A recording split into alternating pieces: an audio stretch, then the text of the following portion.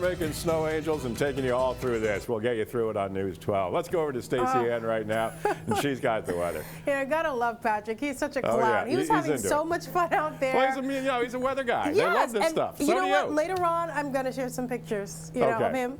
All right. Frolicking around the snow with Jessica Formoso. But let's just get to the real subject at hand now. We do have that winter storm warning that'll remain in effect until early Wednesday morning, set to wrap up at around 6 a.m. Now, although the storm is set to end before that time, remember, we'll have some blowing and drifting snow, and with that in mind, that's why the National Weather Service has a plan of ending that warning at around 6 a.m. So heaviest snow until midnight. We average at around 1 to 2 inches per hour. As Patrick did mention, we've doubled from the last time we took those snowfall readings, and we're at around averaging around 9 inches or so around the boroughs, but we expect 8 to 16 inches of accumulations, with again snow ending in the early morning hours. So speaking of those snow bands, I know Patrick's been outside and mentioning those light fluffy snow, the thick big flakes. Now here's what we have. We have the darker shaded areas that's indicative of the heavier snow bands moving in,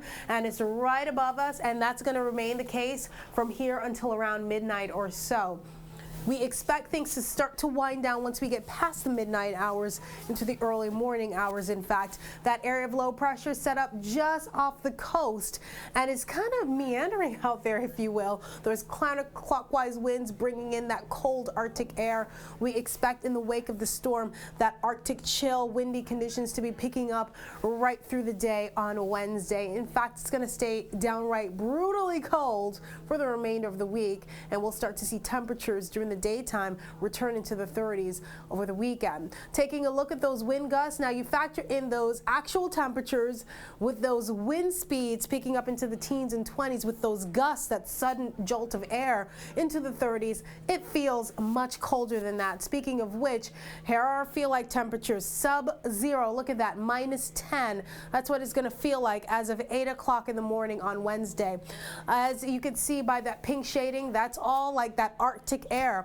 And once you see that pink take over those blues, let me tell you, that's not a good sign. It means that temperatures are, in fact, bone chilling. We'll start to see it rebound somewhat, or at least try to. By Thursday, it'll feel like around 4 degrees.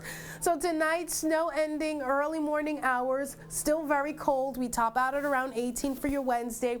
13 is our temperature low. The sun will come shining. High pressure will be in control.